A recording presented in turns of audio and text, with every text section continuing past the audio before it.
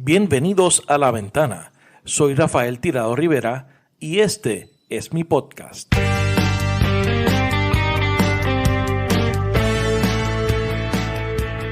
Bienvenidos al episodio 40 del podcast La Ventana Puerto Rico.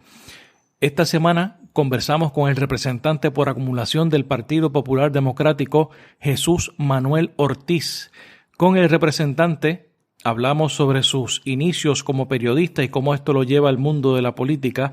Hablamos sobre algunos puntos importantes en su agenda legislativa y dialogamos sobre los retos del Partido Popular y su visión sobre cómo enfrentarlos. Jesús Manuel es de los nombres que suenan para buscar la presidencia del PPD o una eventual candidatura a la gobernación. Sobre eso le pregunté directamente y esto fue lo que nos dijo. Yo no descarto nada en este momento. Te soy totalmente honesto. Yo sí te puedo asegurar que mi idea, ¿verdad? Obviamente tú no propones y Dios dispone. Mi intención es aspirar a una posición electiva en la próxima elección. Nuevamente, eso ya yo lo he dicho. ¿Cuál va a ser esa posición? Yo no he decidido eso todavía. Hay muchos factores que tengo que considerar, por supuesto. Me preocupa la situación del partido y estoy disponible para ayudar en la manera que yo pueda ayudar, pero no he tomado una decisión sobre dónde pienso que debería ser mi próxima aspiración. Por eso no puedo descartar nada, porque si te digo que lo descarto, pues no te estoy diciendo la verdad y no es mi estilo. La verdad es que no he tomado esa decisión. Pienso que Jesús Manuel está haciendo un ejercicio honesto de reflexión, no solamente sobre una posible candidatura a la presidencia del PPD o a la gobernación, sino que también está reflexionando sobre el presente y el futuro del PPD. Creo que entiende los enormes retos que tiene el Partido Popular, no solamente frente a la elección del 2024, sino al futuro mismo de la colectividad. Retos que tienen origen en los cambios demográficos, sociales y estructurales del país y que están anclados además en un contexto histórico que no se puede ignorar. ¿Qué representa el PPD? No al jíbaro, figura lejana que ya no existe, sino al ciudadano del siglo XXI conectado al mundo. ¿Cuál es la agenda política, social y económica? ¿Cómo visualiza su relación con el ambiente, con el capital, con la pobreza, con la desigualdad? ¿Cómo piensa el lugar de Puerto Rico en el Caribe? Y definitivamente, ¿cómo visualiza la relación colonial con los Estados Unidos? Todos estos cuestionamientos se suman a la tendencia mundial de la fragmentación del centro político que ha sido el espacio ocupado por el Partido Popular. Producto de la crisis económica internacional, la creciente brecha entre ricos y pobres y el descontento con las instituciones que en Puerto Rico también es generalizado, entre otras cosas por los continuos escándalos de corrupción y las políticas neoliberales de las pasadas décadas. La próxima semana le damos un vistazo a los procesos de cambios políticos en Chile. Para eso conversamos con Susana Riquelme, vicepresidenta de la Asociación Chilena de Ciencia Política, y Nerea Palma, estudiante doctoral de la Universidad Católica, ambas pertenecientes a la Red de Politólogas de Latinoamérica. La Ventana está disponible en donde quiera que escuches podcast, así que suscríbete para que recibas las notificaciones de los nuevos episodios que se publican los viernes. Deja tu review y las 5 estrellas en Apple Podcast para llegar a más personas. También todos los episodios de este ciclo de La Ventana están disponibles a través de informalpr.com. informalpr.com. Si le das like a mi página de Facebook o te suscribes a mi canal de YouTube, podrás ver los videos de las entrevistas a partir del jueves en la noche. Sígueme en las redes sociales, búscame como Rafael Tirado Rivera en Facebook, en Twitter, en YouTube y en Instagram. Y por último, suscríbete a nuestro nuevo canal de Telegram. El enlace está en las notas de este episodio, al igual que los enlaces a mis redes sociales. Así que ahora los dejo con la entrevista a Jesús Manuel Ortiz. Jesús Manuel Ortiz, bienvenido a La Ventana. Gracias a ti, Rafa. Gracias por la invitación. Un placer para mí estar aquí en tu podcast. Gracias por responder y obviamente por la disponibilidad. Jesús, la gente te conoce como legislador. Ya este es tu segundo cuatrienio. Te conoce como la mano derecha de Alejandro García Padilla en la gobernación. Tú fuiste secretario de Asuntos Públicos. Y llevas una trayectoria también hacia atrás ligada a la figura de Alejandro, pero no mucha gente conoce de que tú vienes del periodismo. Tú fuiste periodista. Pues mira, sí, ¿Cómo es que tú llegas al periodismo? Pues mira, yo comencé a trabajar en WKQ como parte de, ¿verdad?, de mi preparación. Yo estudié comunicaciones y... ¿Dónde tú estudiaste? Yo estudié en la Interamericana, la Universidad Interamericana, comunicaciones. Cool. Yo estudié en la UPI, entré en computadoras, ¿no?, ¿verdad?, y ingeniería, y traté de buscar qué era lo que realmente, sí, qué era lo que me apasionaba. Y descubrí, obviamente, en ese examen, ese análisis, que el tema de las comunicaciones era un asunto con el cual yo me sentía muy cómodo. Y incluso, pues, lo que yo quería lograr después de terminar mis estudios era ser periodista de televisión, ¿verdad? Que era lo que yo era muy fanático y soy de Luis Francisco Ojeda.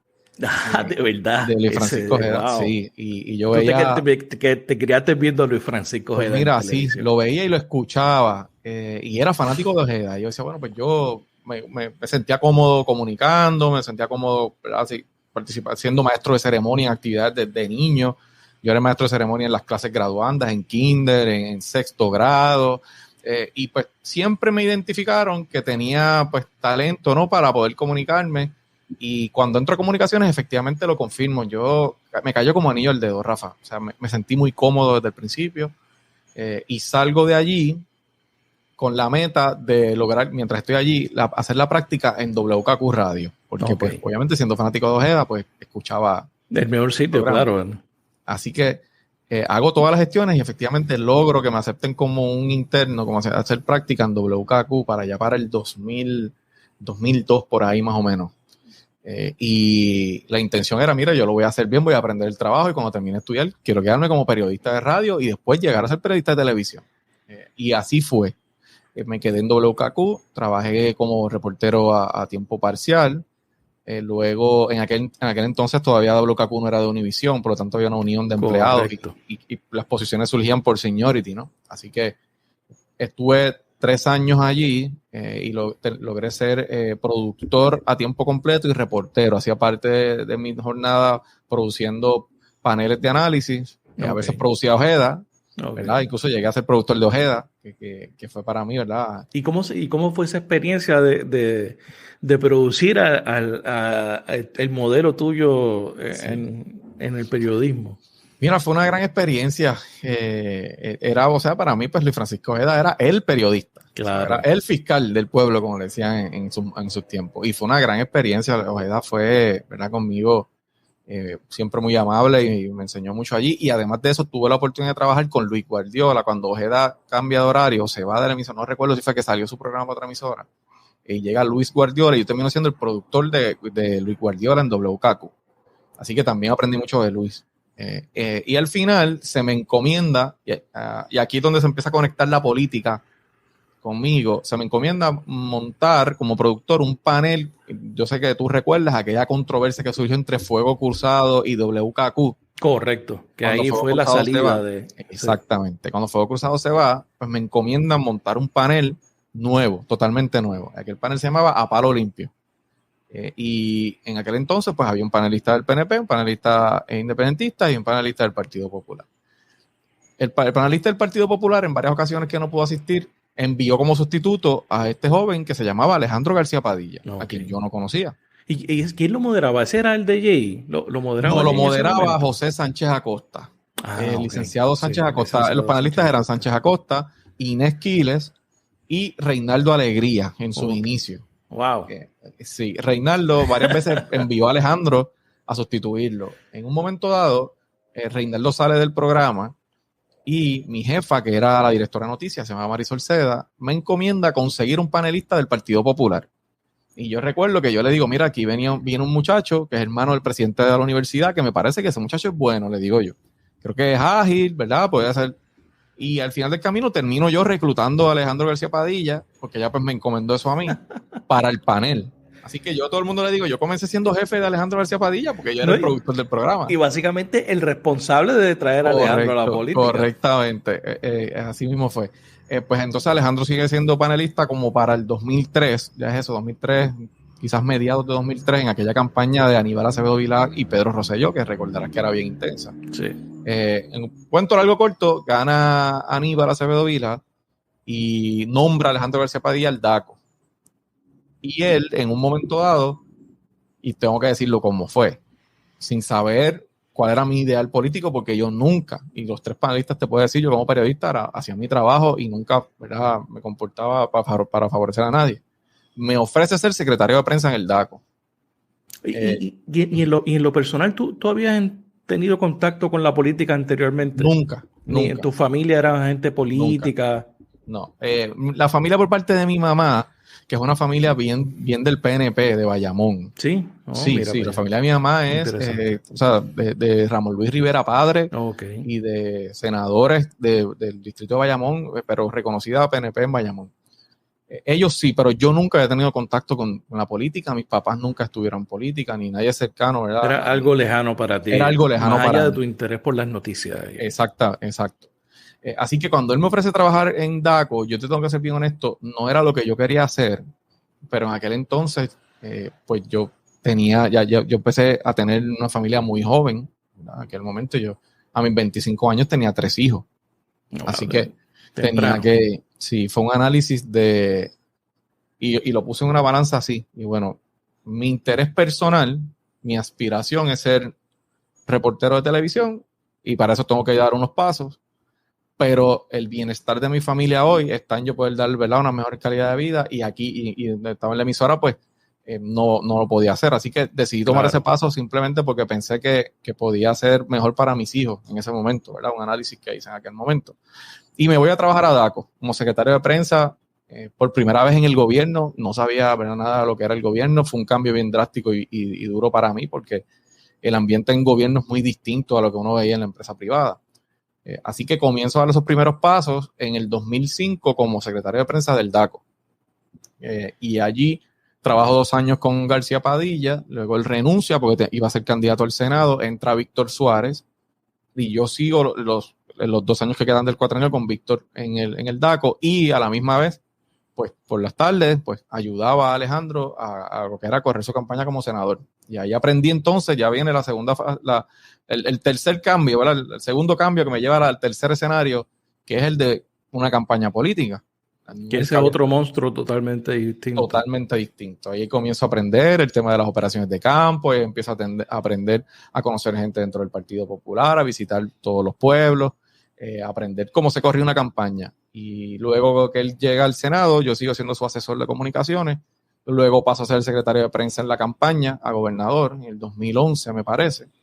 Y luego, pues, secretario de prensa en Fortaleza, que realmente yo soy secretario de Asuntos Públicos al final del cuatrenio. Yo paso desde el 2013 hasta el 2015 siendo el secretario de prensa. Ya en verano de 2015 es que me nombran como secretario de Asuntos Públicos y prensa. Sigo siendo el secretario de prensa, pero con una función de portavoz en Fortaleza como secretario de Asuntos Públicos. Y luego de eso, pues decido aspirar y ya, pues, aquí está. Esto es un poco historia más reciente. Pero entonces tú, interesante porque muchas veces como tú muy dices, la campaña es otra cosa. Y la gobernación o estar en Fortaleza es una cosa muy distinta. Especialmente desde el punto de vista del gobernador. En la campaña todo el mundo está con uno, todo el mundo es chévere, va de evento en evento, de actividad en actividad, estás todo el día en la calle rodeado de gente.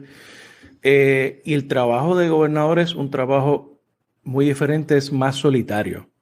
Porque mucha gente que estuvo contigo en la campaña, por X o Y razón, no están contigo en Fortaleza o toman otras decisiones, se desilusionan, etcétera, etcétera. Pero tú has mantenido esa relación con Alejandro en todas esas etapas y en la actualidad, obviamente hasta donde yo sé, por lo que conozco, ustedes mantienen esa relación. ¿Por qué tú crees que han mantenido esa relación a pesar de los cambios y de los años? Yo creo que porque la relación real surge como una relación de amistad. O sea, no surge dentro de la política. No era política. Surge, de hecho, antes de que yo creo que él pensara que iba a ser político y muchísimo antes de que yo pensara que iba a estar siquiera en el gobierno y mucho menos en la política. Así que Mi relación con él, yo creo que es por eso, Rafa, porque más allá de la política, pues somos amigos y él siempre me vio a mí, me parece a mí, y yo a él como un amigo, no como, pues él era mi jefe la mayor parte de esos 14 o 15 años.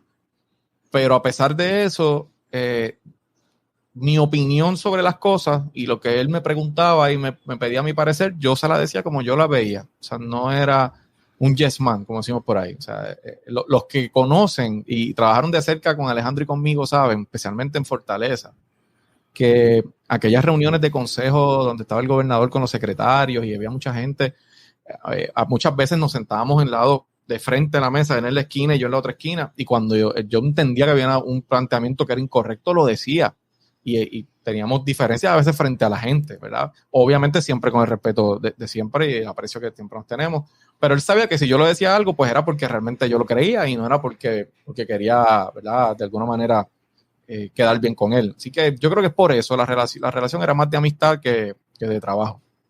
Eso es interesante como Es distinto, se y eso lo hace mantiene. diferente. Claro, claro. Y sobre todo mantenerla después de tanto tiempo. Sí. Eso que digo, habla bien de ambos, ¿no? No, y déjame añadirte algo. Cuando yo decido aspirar, es a finales de 2015. Obviamente el cuatrenio de Alejandro fue un cuatrenio muy duro. Esto es bien complicado. Bien complicado. No solamente en el tema de gobierno, sino en el plano personal, ¿no? Para él fue muy, muy duro. Y cuando yo decidí aspirar, una de las primeras cosas la decisión que yo tomé fue involucrarlo lo menos posible a él porque me parecía que él necesitaba un detox. O sea, me parecía que después de estar desde el 2008 en la política activa, haber sido gobernador, pasar un cuatrienio tan difícil, pues no estaba bien de mi parte tratar de involucrarlo en que me ayudara en una campaña cuando él estaba pues pasando todas las dificultades que estaba pasando. Él siempre estaba disponible, por supuesto que sí. Pero así fue en la campaña, ha sido durante mi tiempo como legislador. Alejandro y yo sí hablamos, ¿verdad? No hablamos todos los días como hablábamos antes, pero yo he tratado siempre de mantener mi función legislativa separada de esa relación y de cualquier otra relación, porque pues en este caso, a pesar de haber sido por 15 años, ¿verdad? Ha estado al lado de él, ayudándolo en todo lo que yo podía, pues ahora la responsabilidad es mía, ¿ves? Y las decisiones son mías, y las consecuencias de decisiones son mías. Así que si yo tengo que pedirle una opinión, se la pido, pero trato, ¿verdad? Por el aprecio que le tengo, tampoco inmiscuirlo mucho, porque creo que pues él necesita tiempo también con su familia y un poquito Claro. desintoxicarse de todo Sí, eso. ahora ha vuelto a intoxicarse nuevamente. Claro, ahora está por ahí otra vez, ahora está por ahí de nuevo. Es que él le gusta, Imagínate, para llegar a ser el gobernador, eso sí, es difícil de sacarlo. Pero esa relación está ahí, siempre permanece y ¿verdad? Que, para mí yo lo veo como un hermano mayor. Si necesito consejo, pues lo puedo llamar y yo sé que él está siempre ahí. Eso, tú dijiste algo, tú básicamente, no sé si tal vez sin querer o sin darte cuenta, parafraseaste a Rafael Hernández Colón de que si mías serán las consecuencias y las responsabilidades, mías serán las decisiones. No fue intencional, fíjate. Sí. Pero eso nos lleva a la forma en la pasada elección, tú ya habiendo sido electo por primera vez en el 2016 a la Cámara de Representantes, en el 2020 tú aspiraste sin éxito a la presidencia de la Cámara. Sí. Esas elecciones, yo, según mi experiencia, son más duras y más fuertes en lo personal que la primaria o que la elección general. Sí. Porque tú es una elección entre pares. ¿Qué tú aprendiste de ese proceso? Mira, fíjate, una pregunta bien interesante que no me habían hecho, te tengo que confesar.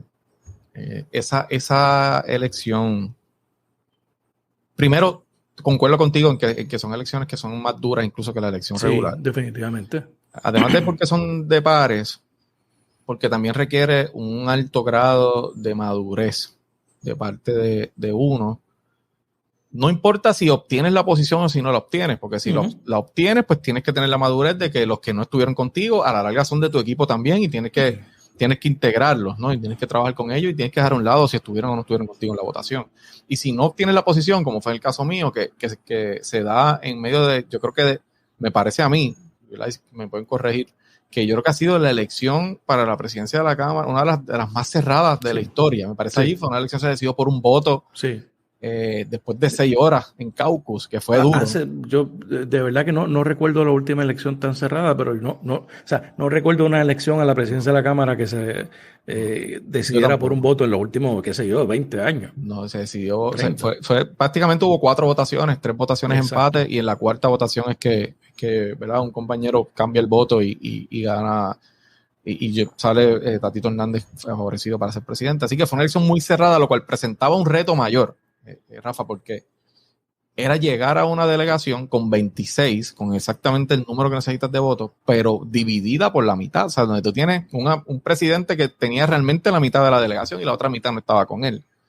Así que, como yo lo vi, requería más de mí una prueba de si realmente yo iba a ser un político tradicional en términos de mantener una pelea por una posición, o si iba a impulsar el bien común tanto de la Cámara como del país a través de la Cámara como del Partido Popular, porque si yo hubiese tratado de mantener esa división allí para de alguna manera hacer fuerza o ¿verdad? Por la razón que fuera, pues le iba a hacer daño no solamente a la Cámara, al país, porque iba a ser problemático probar cualquier cosa allí, sino a la institución, ¿verdad? Así que requería un alto grado de decir, mira, esto es un proceso natural, uno sale favorecido a veces y a veces no, y ahora hay un bien mayor, que ¿cuál es? Pues que la Cámara sea funcional, que el país pueda contar con ese cuerpo legislativo y que el Partido Popular no tenga allí un problema desde el día 1. Y así lo hice, Rafa. Yo salí ese día del partido, el día de esa votación, muy tranquilo por varias cosas. Uno, me parece que para haber sido un legislador que no había terminado su primer término todavía cuando se hace esa elección, claro, el haber mantenido una lucha como la que se dio con un legislador que lleva 3 cuatrenios, como el compañero Hernández Montañez, me parece que fue una gran demostración. Segundo, yo creo que el mensaje principal que yo quería llevar llegó, que es la necesidad de reformar la institución, de reformar el liderato y comenzar a darle paso a líderes de la nueva generación para asumir responsabilidades principales. Yo creo que ese mensaje llegó, el país lo recibió. Y tercero, pues yo soy de los que pienso que las cosas suceden por algo, ¿no? Y que si Dios quiere que uno esté en un lugar, pues así va a ser, si no, pues no se da. Así que para mí lo más importante era que ya el proceso había terminado, que se dio una buena batalla, que yo hice una campaña limpia, ¿verdad? Y que no me comporté de una manera que hubiese sido repudiable. Y me enseñó, sobre todo, para ir directo a tu pregunta, yo creo que me enseñó a tener, me dio un grado de madurez adicional para poder enfrentar y manejar situaciones como es una aspiración como esa y lo que viene después de la decisión, ¿verdad? Que es lo que ha estado pasando todos estos años. Así que fue una gran experiencia para mí. No me arrepiento de haber dado esa lucha, creo que era necesario que se hiciera. Y que creo que es el inicio, me parece a mí, de muchas cosas que deben pasar dentro de la institución. ¿Y cómo están esas relaciones dentro del caucus? ¿Tu relación con el presidente de la Cámara luego de ya pasado un año? Sí. ¿Tú crees que se ha logrado conformar un equipo pues mira, a pesar de las diferencias, ¿no, iniciales? Yo creo que sí.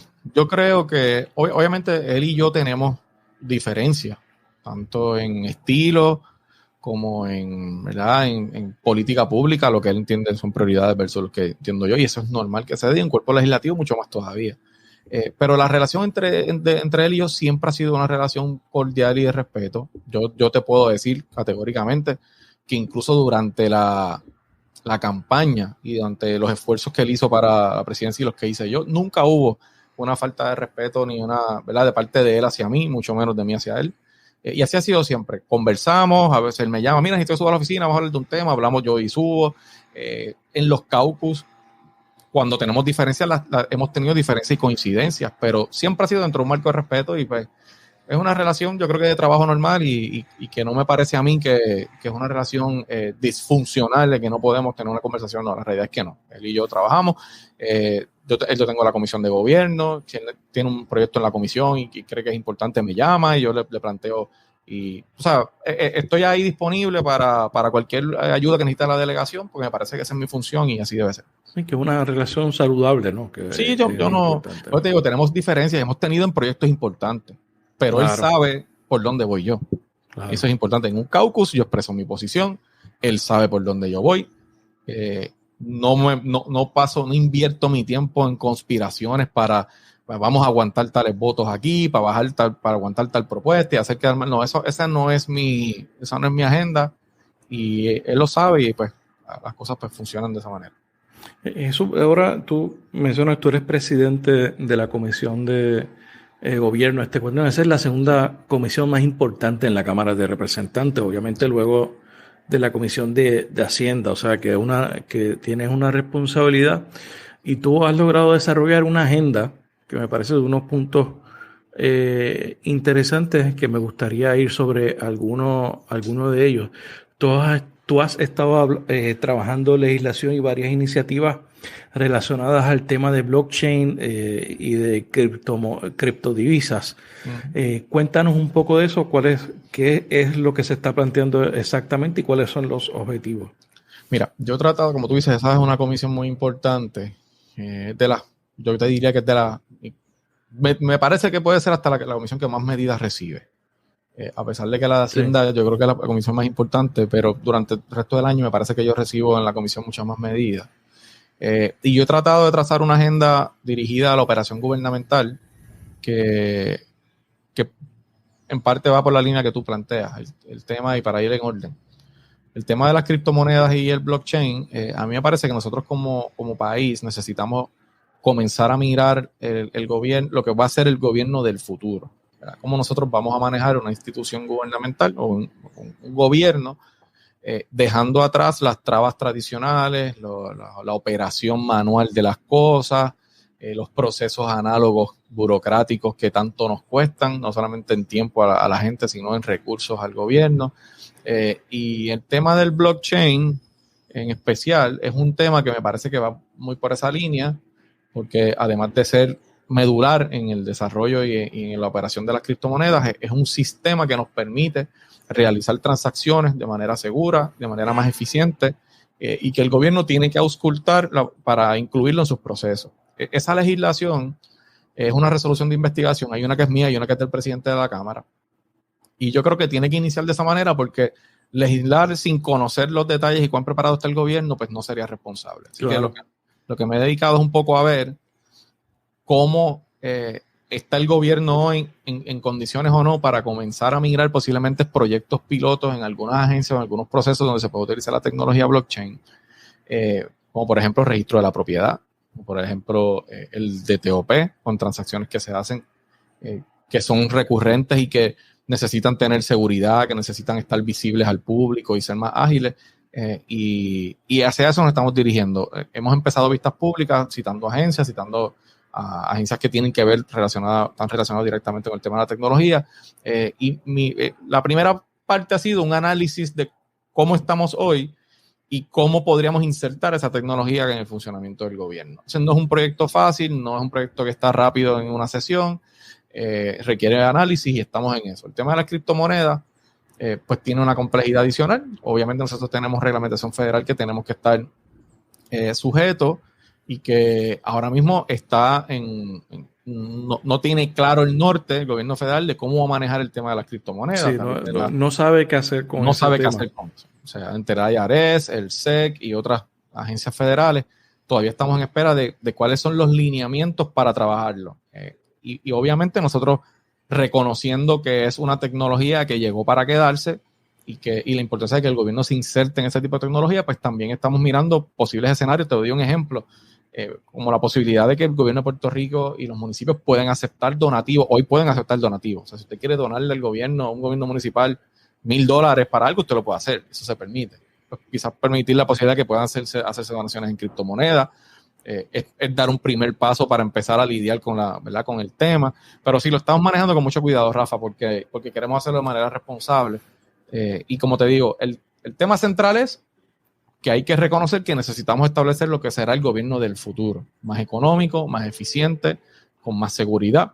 Y una cosa que tú no mencionaste, pero que va a comenzar ahora, Dios mediante, posiblemente en mayo, después que termine el tema de transparencia gubernamental, es la confección de una ley de ciberseguridad nacional. Okay. Eso es importante. Eso es importante porque tenemos que establecer el andamiaje de seguridad para que, ¿verdad?, el sistema pueda garantizar la protección de datos, garantizar el liqueo, ¿verdad?, que no sea el liqueo de información, notificación a los usuarios y a los clientes del gobierno si hay un breach, ¿no?, de seguridad, etcétera. Y vamos a empezar a trabajar ese tema también. Y el tema de transparencia, que lo mencionaste, pues obviamente es fundamental el derecho constitucional al acceso a información.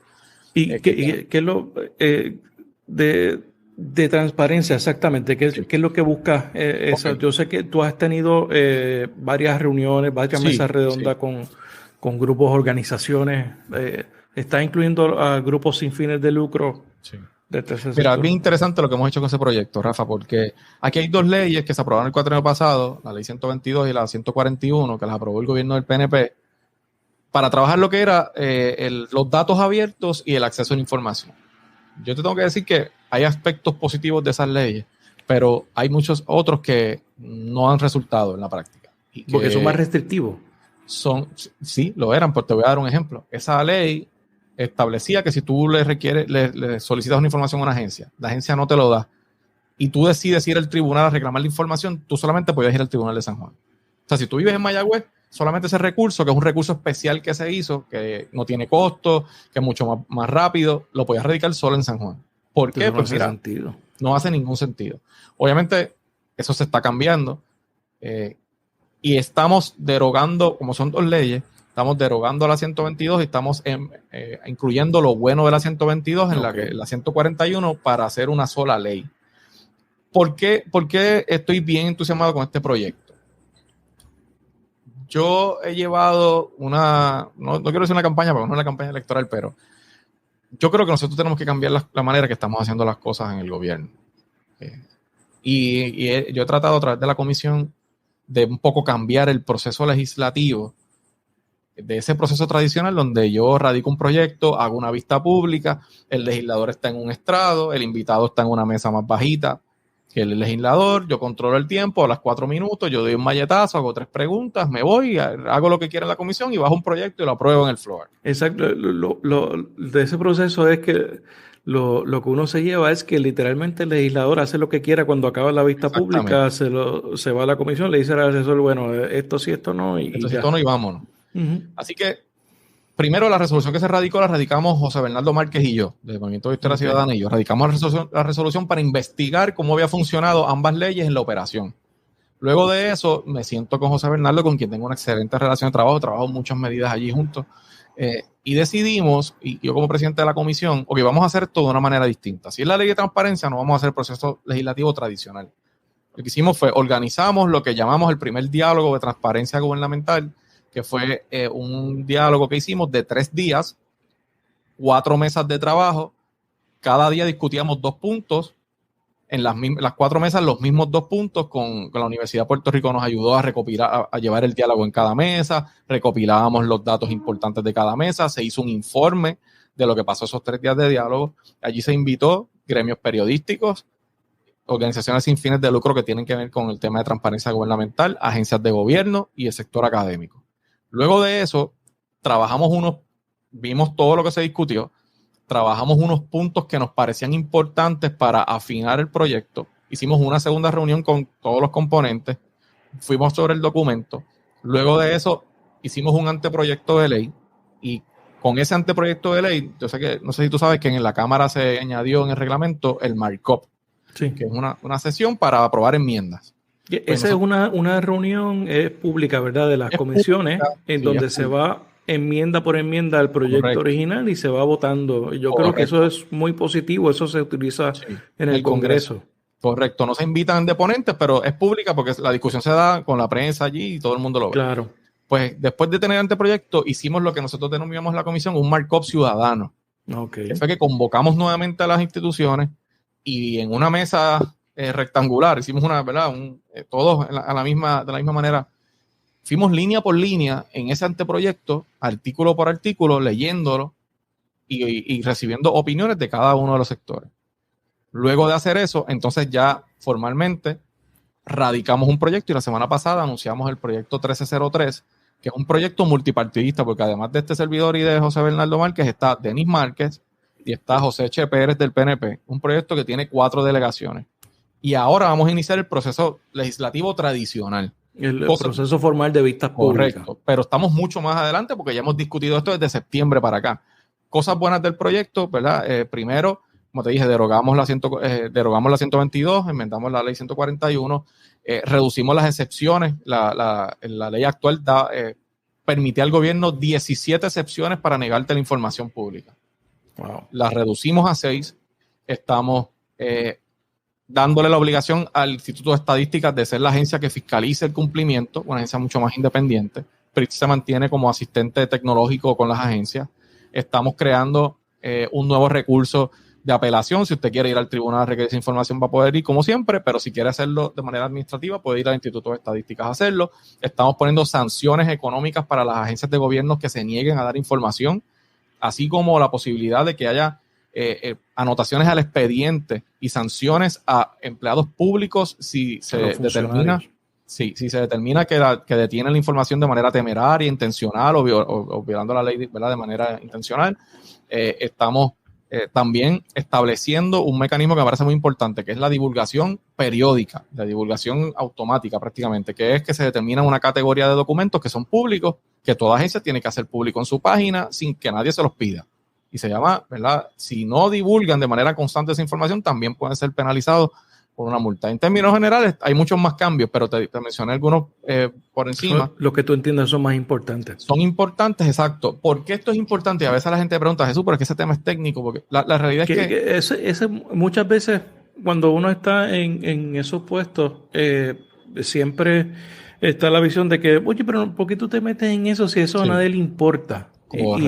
Y la realidad es que si uno va con esa visión, no hace nada, porque la gente lo que le importa al final del día es tener empleo, hay que la luz prenda. Claro. El asunto es que una política efectiva de acceso a información pública, para empezar, ayuda en la lucha contra la corrupción, Rafa, porque en la medida que tú mantengas procesos oscuros, aquellos que se quieren aprovechar de sus posiciones en el gobierno tienen el campo abierto para hacer lo que quieran. A medida que tú tengas que tener información pública, transparente, publicado en tu página, de procesos que se dan como subasta. De hecho, para que tengas una idea, se incluyen las 3 ramas de gobierno dentro de la legislación, incluyendo los municipios, incluyendo las corporaciones públicas e incluyendo un jugador bien importante que es el que nosotros llamamos como el tercero custodio, que es, por ejemplo, Luma. Es una empresa o un contratista privado, pero que maneja información que es pública. O el producto del trabajo que se le paga a ese contratista con fondos públicos también es información pública. Así que se trae también a la ley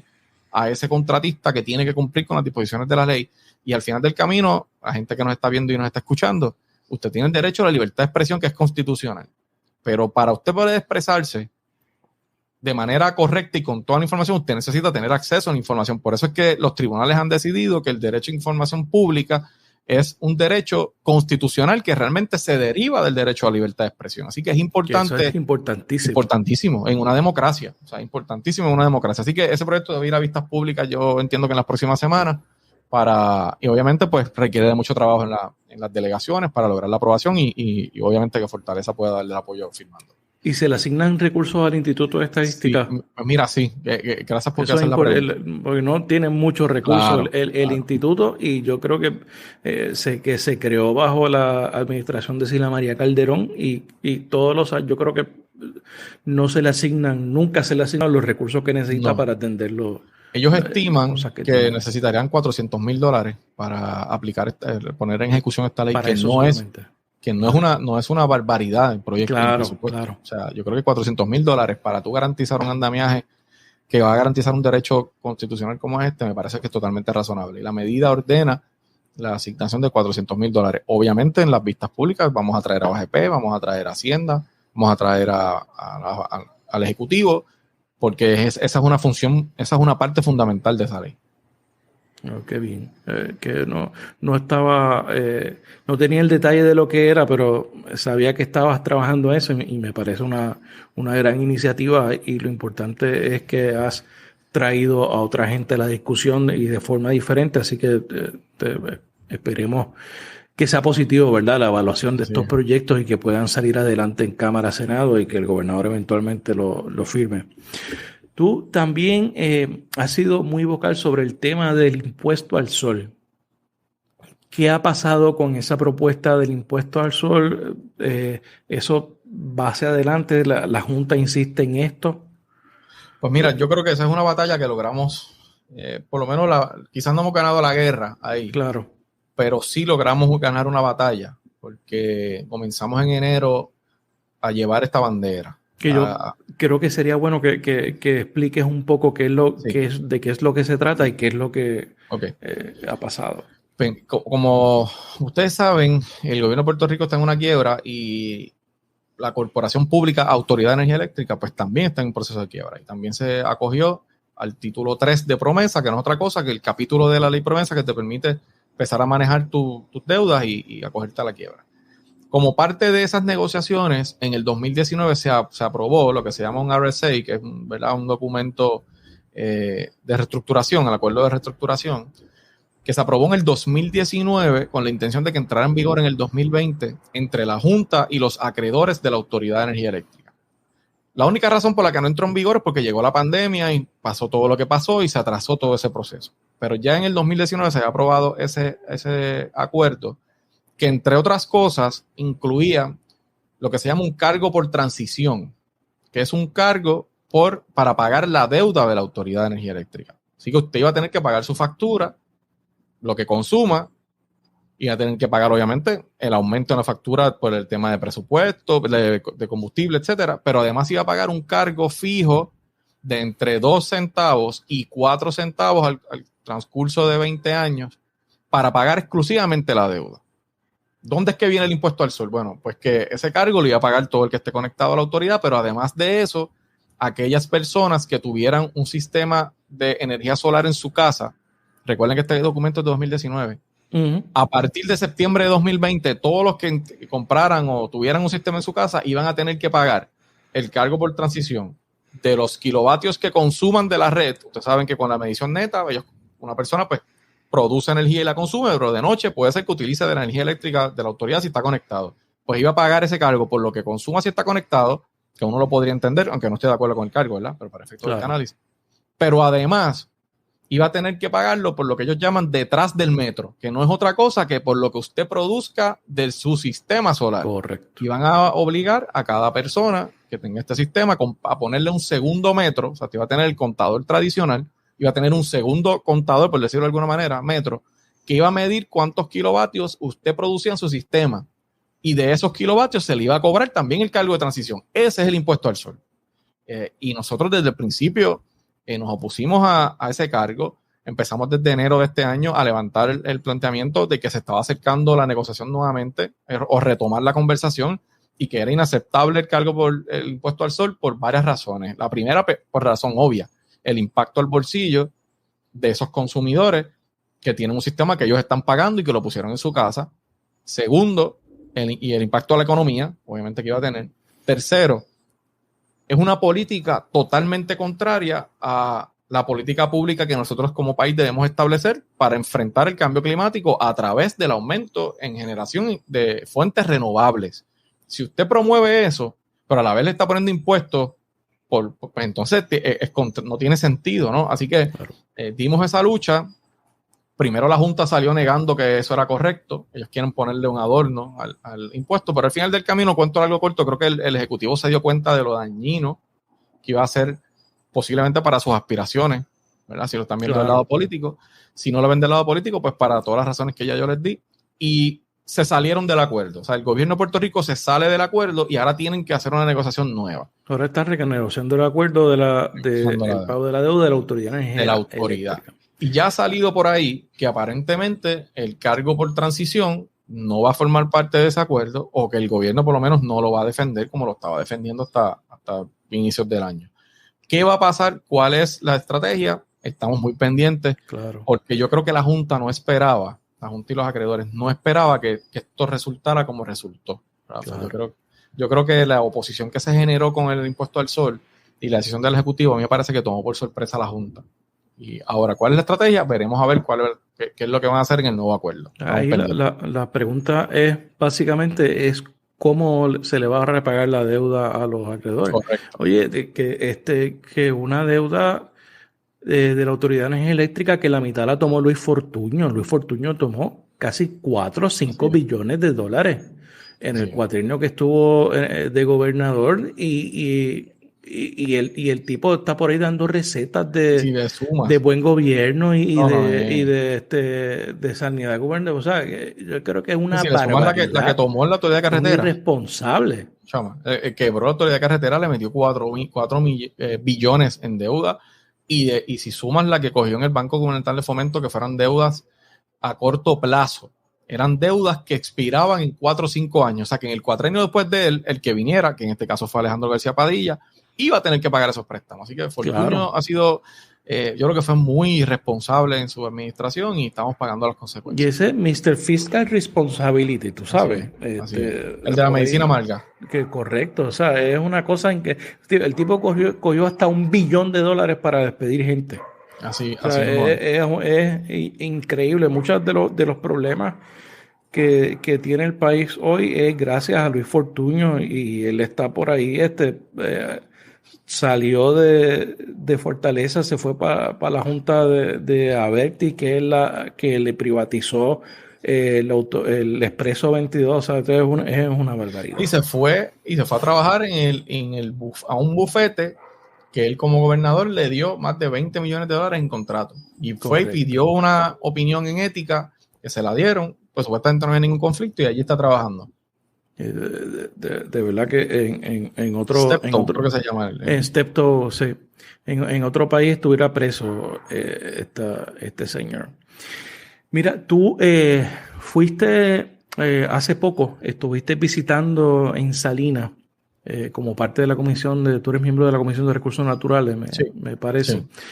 Sí. Visitando allí el área de las mareas, de Jobo, ¿qué vistes allí? ¿Qué tú piensas de lo que viste? Pues mira, la verdad es que es muy triste. Es un área espectacularmente preciosa, ¿sabes? Es un sector que tiene un acceso a un área preciosa de recursos naturales. Nunca había estado allí. Y cuando llegué, me llamaron la atención varias cosas. Primero, hay muchas construcciones, ¿verdad? Creo que vi 10 o 12 lotes. Primero hay unas estructuras muy sofisticadas. O sea, estamos hablando de construcciones en cemento de 2 pisos, con piscina, con verjas de cemento, portones de, ¿verdad? Rodeados de cemento, con contadores afuera que se podían ver. De hecho, alcancé a ver un contador de medición neta, que es uno de los contadores nuevos, que por ahí cuando una persona solicita para energía solar se tarda muchísimo en aprobárselo. Allí había una casa que tenía un contador de medición neta. Wow. Así que ese estaba bien conectado. Y vi terrenos, Rafa, que hay uno que me salta a la memoria, porque me llamó la atención, que tiene 10 estaciones de corriente, obviamente para estacionar 10 campers. 10 campers. 5 a cada lado. Y tiene acceso directo a la playa. O sea que ciertamente, y al final de la última estructura que está levantada, ya habían comenzado como a sacar mangles, o por lo menos habían tirado, se veía un mangles allí tirados, depositados que habían arrancado, ¿no? Incluso mangles que habían quemado, había un área donde estaban quemados. Así que allí sí, lo que pasó allí, yo creo que mucha gente tiene que contestar preguntas. A mí me surgen muchísimas preguntas de lo que pasó allí. Por ejemplo, es imposible que eso haya pasado sin que nadie se diera cuenta. Eso. Demasiado movimiento allí. De acuerdo. Segundo, y esas preguntas comenzaremos a contestarlas la semana que viene, que hay vista pública en la Cámara y allí nos podremos sentar a hacerle preguntas a las agencias, pero ¿cómo se obtienen, primero, cuántos tienen permiso y cuántos no? cuántos de esos permisos son falsificados, que ya han empezado a llegar información. Por ejemplo, Energía Eléctrica habla de que tiene más de 20 permisos que son falsos, que tiene permisos que cubren más de un terreno. Ahí yo creo que tiene que haber responsabilidad de quiénes son los gestores, quiénes son los profesionales que procesaron los permisos, quiénes son los empleados que dieron los permisos, cómo llega la instalación de las utilidades allí. Si estamos hablando de que hay empleados de segundo y tercer nivel que de alguna manera, de manera ilegal están haciendo esas instalaciones, o si fueron instalaciones hechas por algún contratista. O sea, hay muchas preguntas que contestar allí que demuestran dos cosas. Uno, que hay mucha gente inescrupulosa, Rafa. Y aquí estoy hablando de los ciudadanos antes de llegar al gobierno. Porque si usted es un ciudadano y usted sabe que eso es un área protegida, entonces usted sabe que un manglar usted no puede ir allí a arrancarlo. Pues hay que ser inescrupuloso para meterle relleno a eso allí, arrancar mangle y construir allí una casa, ¿no? Y segundo, es una demostración de la ineficiencia, la lentitud del gobierno en atender los problemas. Esto es una reserva federal. O sea, ¿qué más necesita el gobierno para haber intervenido allí hace tiempo? ¿Verdad? Y yo creo que, me parece, no es el único lugar en Puerto Rico que ocurre. Sí. Obviamente hay que mirar, y para que la gente que no esté viendo y no esté escuchando, el que hay un terreno que sea reserva no significa que no pueda haber un dueño. Usted puede ser dueño de un terreno, o sea, un terreno que es suyo, y de repente lo decretan reserva natural. Usted sigue siendo el dueño. Claro, va a tener limitado lo que pueda hacer con el terreno. Claro. No, el desarrollo, si se va a hacer algo, es muy específico, o puede ser que no pueda hacer ningún tipo de desarrollo. Exactamente. Así que el hecho de que haya una persona que sea dueño de algún espacio allí no lo hace ilegal de entrada. Lo que construye en sí es lo que conlleva unos problemas. Así que yo creo que sí, que va a haber mucha gente que tiene que contestar preguntas aquí. Yo no quiero llegar a conclusiones aún y responsabilizar gente sin tener toda la información, pero lo que pasa allí es inaudito. Nosotros, yo creo que estamos viviendo de espalda a la realidad de que nosotros vivimos en una isla. Yo no sé si fue la campaña esta de Continent of Puerto Rico, que yo no sé que era de turismo en algún momento que se hizo, y pensamos que Puerto Rico es un continente extenso, que no, lo que tú hagas en un sitio no hay repercusión en otro. No. Y estamos viviendo en los tiempos después de María, los tiempos del cambio climático, de la crisis climática, que se espera que aumenten dramáticamente los niveles de los océanos, y eso va a tener efectos sobre las costas, eso va a tener efectos sobre los acuíferos, eso va a tener efectos sobre el agua que vive la gente, ¿sabes? No, y el manejo de recursos naturales ha sido, o sea, yo fui un fuerte crítico de Rafael Machargo. Varias veces le pedí la renuncia, ¿verdad? O dije públicamente que debió haber renunciado a su posición. Que el tipo ahora es asesor de Fortaleza. Es que a veces que hacen cosas que uno no. Pero el manejo de este caso, el manejo de Rincón por parte de Machargo fue un manejo, o sea, allí hicieron solicitudes ilegales. Y Machargo fue a vistas públicas de la Cámara y no asumió la responsabilidad que tenía. Y al fin y al cabo ya no está ahí. Vamos a ver si Fortaleza se atreve de verdad a usarlo como asesor, pero me parece que es cuestionable su gestión allí. Y creo que los responsables de lo que está pasando en Salinas tienen que pagar las consecuencias, vengan de donde vengan. Jesús, vamos a hablar un poco del Partido Popular. Yo te voy a dar unos datos para que tú me reacciones. Desde la elección del 2012 a la elección del 2020, el Partido Popular ha perdido un 16% de apoyo electoral en términos porcentuales. Si nosotros estamos hablando casi de un 5% se ha perdido por elección. Para la próxima elección, si las cosas no cambian, ese tren no cambia, estamos hablando de que el Partido Popular va a llegar por lo menos apenas un 25% de votos en esta elección, y obviamente tenemos que contar la gente que se ha ido, etcétera, etcétera. ¿Cómo tú explicas ese fenómeno?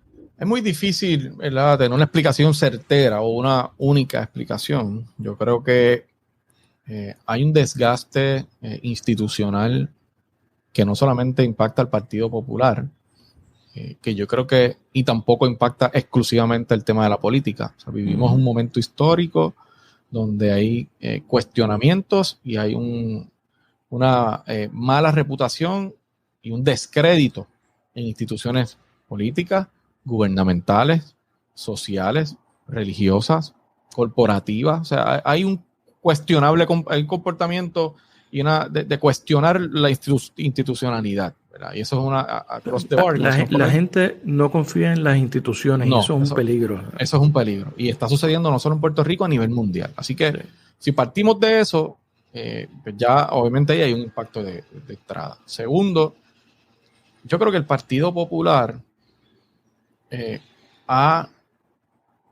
yo no me atrevo a decir cuántos años, porque no tengo esa contestación, pero en los últimos ciclos, quizás la última década, el Partido Popular, desde mi punto de vista, ha dejado de defender, de representar las causas y las prioridades que incluso provocaron su creación para allá, para el 38.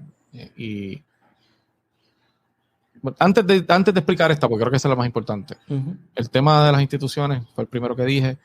El tema de la corrupción, sin duda alguna, le hace un daño terrible a las instituciones y al Partido Popular. Y tercero, ese que acabo de mencionar, en términos de que el electorado de hoy pues va subiendo un electorado que no necesariamente tiene una fidelidad por las instituciones y tiene razón para no tenerla.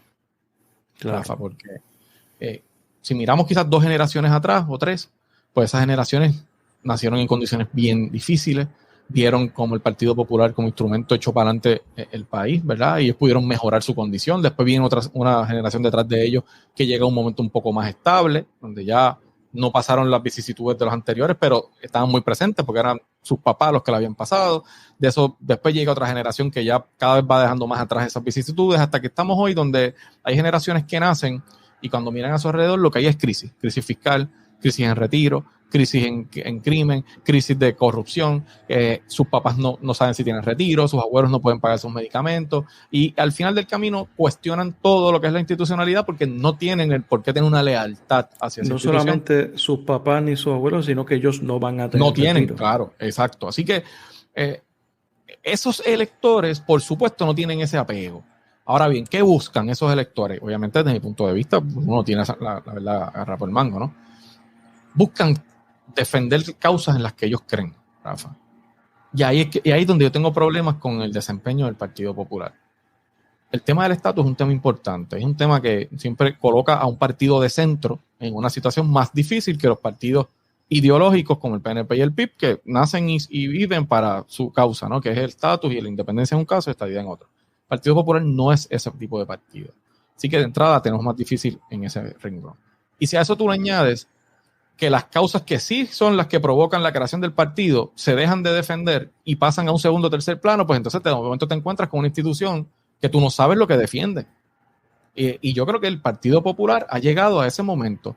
Y si nosotros queremos poder apelar a esas nuevas generaciones que están buscando gobiernos eficientes, que están buscando defender y proteger el ambiente, que están buscando garantizar la educación a través de la Universidad de Puerto Rico y de un sistema de educación efectivo, que están buscando garantizar derechos a las poblaciones, pues el Partido Popular, si quiere ser relevante y tener una posibilidad, tiene que redefinir sus causas y explicarle a esos electores lo que significa votar por el Partido Popular.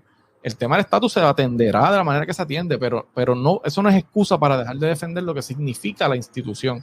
Y te digo algo brevemente. Yo leí en estos días que tuve la oportunidad de tener un rato libre. Me puse a leer las memorias de Muñoz. Lo vi el libro. Cogí el libro. Déjame leer el momento para el 38 que pasó cuando, ¿verdad? Repasarlo. Y me di con una explicación que da Muñoz que me llamó mucho la atención cuando él inscribe el Partido Popular, ¿verdad? Y antes de su primera elección. Plantea que un jíbaro independentista le hizo un planteamiento a él, que era anti-independentista, un jíbaro que le temía la independencia, le hizo un planteamiento a Muñoz de preocupación sobre si el Partido Popular iba a empujar la independencia y lo que eso podría significar. Y él dice que él decide que el partido se dedicara a trabajar temas sociales y de la calidad de vida de la gente y que no tocara el estatus en ese momento porque entendía que eso no era lo que el país quería.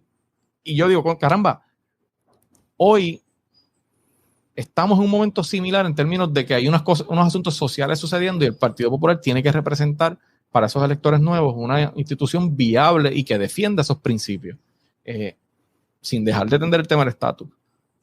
Pero hoy eso no es lo que está sucediendo, Rafa. Y yo creo que eso es uno de los puntos. Segundo, tiene que darse paso a una transición de liderato. O sea, los líderes veteranos y veteranas, nosotros tenemos que agradecerle todo el trabajo que han hecho, tenemos que reconocer su valía y su importancia en este momento histórico, pero hay que llevar un mensaje claro de que hace falta que nuevos líderes asuman posiciones de responsabilidad, asuman esas responsabilidades principales y que puedan ser las caras y los nuevos líderes del Partido Popular de cara al 2024. Y esa transición de liderato no solo se da en los partidos, se da en todas las instituciones. Los compañeros veteranos en su momento dieron esa batalla y eran líderes nuevos que pidieron su espacio, reclamaron su espacio y lo asumieron. Pero lo mismo tiene que pasar ahora. Y si no entendemos eso, vamos a tener serios problemas para poder representar una opción real en el 2024. Eso es más fácil decirlo que hacerlo.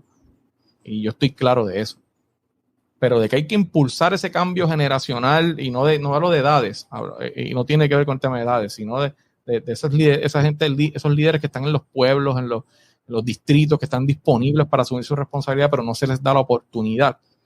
Yo creo que hay que hacerlo. Y por eso yo, junto con un grupo de compañeros, estamos empezando a proponer unos cambios en el reglamento que le den esa participación más amplia, que le permitan asumir roles más importantes a esa nueva generación, junto con los compañeros de experiencia, que por supuesto son muy, muy importantes. Yo quiero retomarlo por los mismos puntos que has traído. Vamos a hablar un poco de estatus, sí, de esa discusión después del relevo, y me gustaría ver los cambios que tú estás proponiendo específicamente a la composición del reglamento del Partido Popular. Esa conversación que tú planteas sobre el tema del estatus y su futuro, yo lo que yo escucho, lo entiendo, y lo que puedo traducir eso es que el Partido Popular es momento de abandonar la defensa del Estado Libre Asociado como está, o buscar su desarrollo y moverse hacia buscar algún acuerdo procesal para atender el tema del estatus.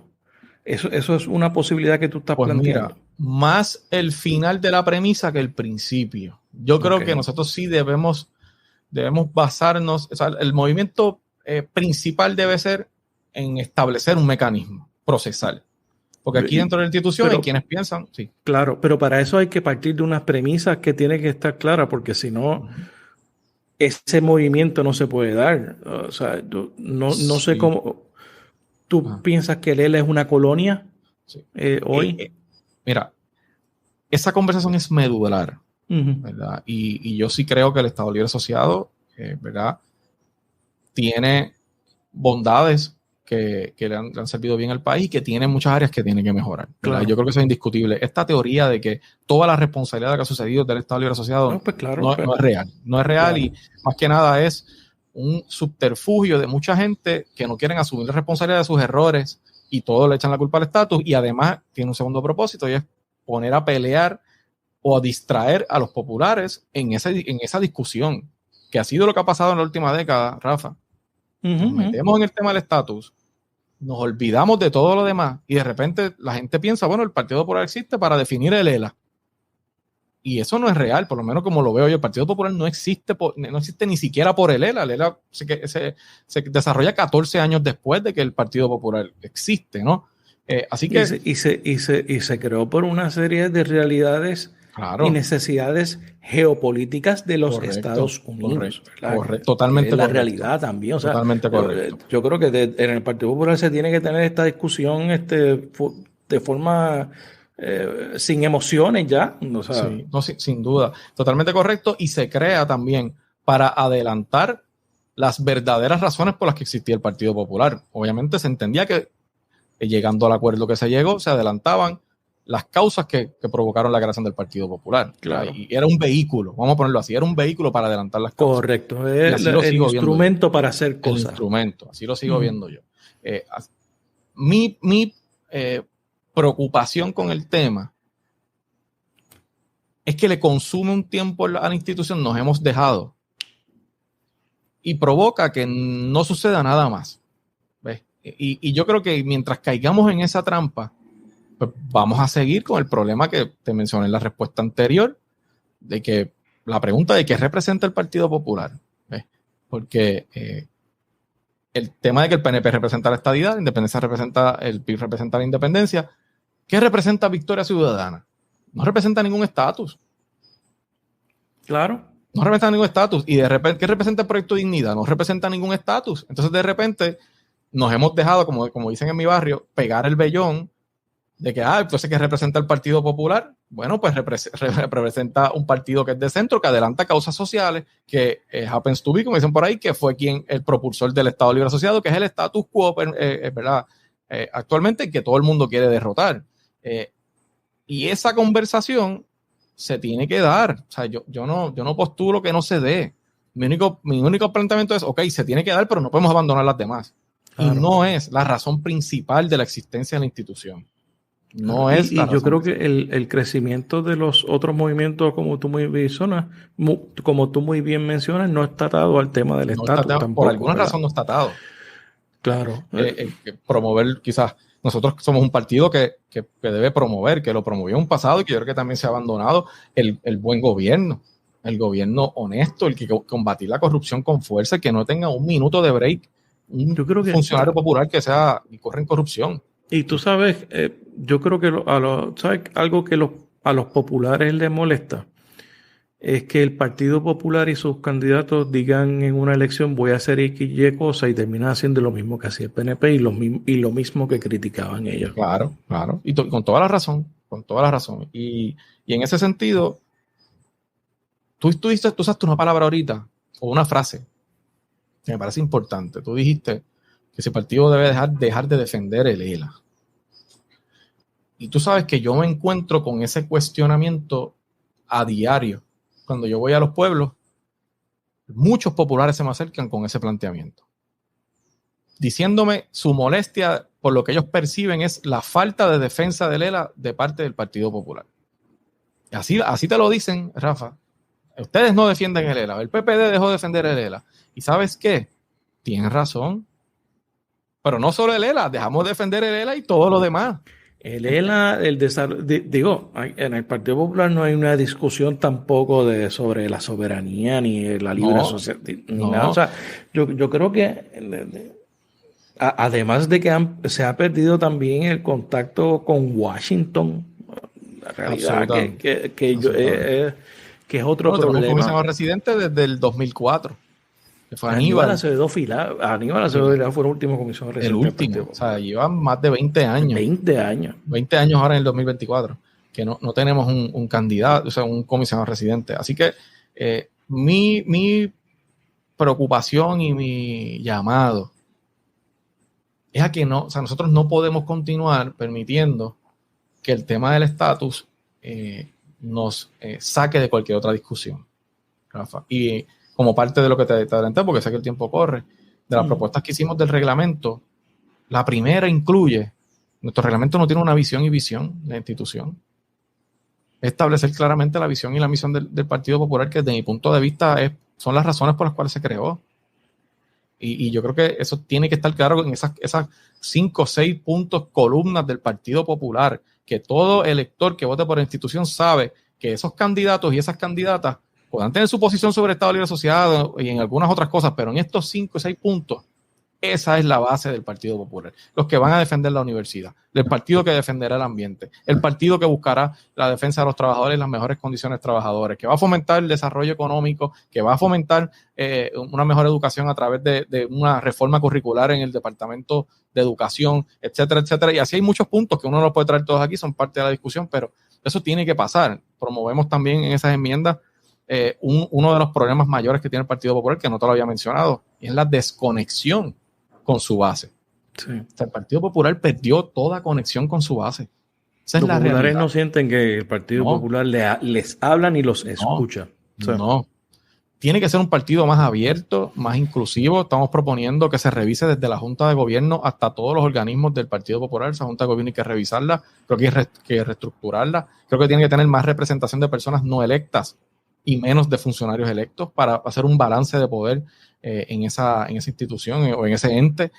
Estamos proponiendo que se revise la organización de las 3 principales organizaciones, Mujeres, Servidores Públicos y Juventud Popular, para que se organicen desde los 40 distritos representativos y de esa manera ampliar la base. Estamos proponiendo la creación de lo que nosotros llamamos el Comité de Futuro del Partido Popular, que va a estar compuesto por toda la directiva de la juventud a nivel de todo Puerto Rico y por todos los funcionarios electos de 35 años o menos. Y ese comité va a ser encargado de trabajar junto al presidente en la política pública del futuro, los asuntos que interesan a los jóvenes y que preocupan a esa nueva generación, cómo veremos con los préstamos estudiantiles, cómo vamos a lidiar con el cambio climático, cómo vamos a lidiar con los nuevos mercados laborales que existe. Ya que te hablo de eso, proponemos que se revisen todas las secretarías auxiliares y que se eliminen las que no funcionen y que se establezcan nuevas secretarías auxiliares que no sean otra cosa que grupos de trabajo para desarrollar política pública sobre cambio climático y asuntos ambientales, sobre el nuevo mercado laboral, porque los trabajos que conocemos hoy, Rafa, van a dejar de existir en los próximos años. La automatización y la inteligencia artificial va a tener otras condiciones en el mercado laboral y nuestros estudiantes tienen que estar preparados para eso. Nuevas fuentes de desarrollo económico, así como de innovación y tecnología. Estamos proponiendo que el director de innovación y tecnología que existe hoy también se incluya el trabajo en lo que son las redes sociales del Partido Popular, que se establezca una estructura en toda la isla y que se establezca un mecanismo de comunicación electrónica con la base para consultar asuntos de política pública, asuntos de interés público con la base del Partido Popular a través de mecanismos electrónicos que existen ya. Y eso todo como parte de 3 puntos básicos. 1, 4 puntos básicos. Establecer el norte de la institución a través de lo que son los postulados bases del Partido Popular. 2, retomar y reconstruir la comunicación con la base del Partido Popular. 3, darle la oportunidad a esa nueva generación de líderes de asumir sus responsabilidades. Y 4, trabajar en lo que yo llamo un programa de futuro. Para mí son 4 asuntos medulares que la institución tiene que trabajar si quiere ser viable en la próxima elección. ¿Tú no crees que es momento de separar la presidencia del partido de la candidatura a la gobernación? Mira, yo creo que es una discusión que se tiene que tener. Yo veo la idea con buenos ojos. Tengo una sola preocupación y es el timing en que se pueda dar. Por ejemplo, si se aprobaran este año y tenemos en mente que eso entre en vigor en el 2023, estarías entrando posiblemente un administrador y un posible candidato a la misma vez, tratando de cero los dos, de levantar sus equipos de trabajo, y yo no sé si ese timing a un año de la elección nos permita, o si se debe aprobar para que ya a partir del próximo para ciclo, que sea en el próximo ciclo y establecer un ciclo electoral. Exacto, establecer un ciclo electoral, la persona puede llegar a ese administrador, esa administradora, trabaja con su equipo de trabajo, si que hay una elección tan cerca y se puede estar, eso hay que discutirlo, pero yo creo que es una idea que tiene sus méritos, hay que discutir los pros y los contras. Esa es mi preocupación, el timing. Tú llevas en la calle ya casi un año. Sí. Yo creo que tú eres de los pocos líderes del Partido Popular que está hablando con la gente, escuchándolo en actividades casi semanal. Sí. ¿A ti te interesa la presidencia del Partido Popular o la candidatura a la gobernación? Yo no descarto nada en este momento. Te soy totalmente honesto. Yo sí te puedo asegurar que mi idea, ¿verdad? Obviamente tú no propones y Dios dispone. Mi intención es aspirar a una posición electiva en la próxima elección. Nuevamente, eso ya yo lo he dicho. ¿Cuál va a ser esa posición? Yo no he decidido eso todavía. Hay muchos factores que tengo que considerar, por supuesto. Me preocupa la situación del partido y estoy disponible para ayudar en la manera que yo pueda ayudar, pero no he tomado una decisión sobre dónde pienso que debería ser mi próxima aspiración. Por eso no puedo descartar nada, porque si te digo que lo descarto, pues no te estoy diciendo la verdad y no es mi estilo. La verdad es que no he tomado esa decisión. Jesús, ¿qué estás viendo en Netflix? Pues mira, estoy viendo un documental que se llama 800 metros, que es del atentado terrorista que hubo en las Ramblas, en Barcelona. Ok, ese... Bien interesante. Sí, ese lo tengo por ahí para verlo. Sí, se lo recomiendo. El que está viendo y está escuchando esto, porque está súper interesante. Lo que tiene son creo que 4 episodios. Y poquito a poco lo veo por las noches. Creo que he visto 2. Me faltan 2 todavía. Está bien interesante. Es que a mí me gustan todas esas series. O sea, yo veo todas esas series que son de terrorismo, de investigación criminal. De documentales. Me gustan mucho verlo. Y claro, veo también cosas de ciencia ficción y para relajarte, porque claro. ¿Qué es lo último que viste así? Déjame pensar. Estoy viendo uno que se llama The Witcher, que es como de fantasía, ¿no? Ese está en Amazon Prime, ¿verdad? Está en Netflix. Está en Netflix. The Witcher, exacto. Sí, cierto. Esa es larga, esa todavía no la he terminado. Y estoy viendo una que es española, que se llama Elite. La estoy viendo también. De verdad. No, sí, la estoy viendo. Que es la quinta temporada. Sí. Ya la he visto la temporada y me di cuenta los otros días que salió la nueva temporada y empecé a verlo. Pero a veces mi esposa se para en la puerta aquí y yo tengo que hacer un tiroteo dentro del cuarto porque son carros explotando, bombas explotando. A mí me gusta mucho ver películas de acción. Eso está bueno. Tarde en la noche porque es el momento que tengo oportunidad. Muy bien. Bueno, Jesús Manuel Ortiz, gracias por estar en La Ventana. Gracias a ti por la invitación, un placer para mí haber compartido contigo aquí, te agradezco mucho la invitación y mi abrazo a ti, a la gente que nos ve o nos escucha en tu podcast. Éxito con el proyecto, me gusta mucho, yo soy fanático de los podcasts, tengo el mío. De hecho, tú tienes tu podcast, eso, dale promoción. Sí, se llama ¿Qué dice JM? Es un podcast que yo lo transmito en Facebook todos los lunes a las 8:30 de la noche. Y ese va en vivo, ¿verdad? Tú lo haces en vivo y después también está disponible en Spotify. En Spotify, Apple Podcast, Google Podcast, en todas las plataformas de podcast. Y te digo, yo soy muy fanático, como que me gusta la radio, soy fanático de los podcasts y creo que es una gran herramienta. Que ese es tu medio. Así es. Bueno, gracias por estar en La Ventana, Jesús. Gracias a ti, un abrazo. Bien. Gracias por escuchar este episodio de La Ventana. Sígueme en las redes sociales, búscame como Rafael Tirado Rivera en Facebook, en Twitter, en Instagram. La Ventana es una producción de Change Lab Media para Rafael Tirado Rivera. Hasta la próxima.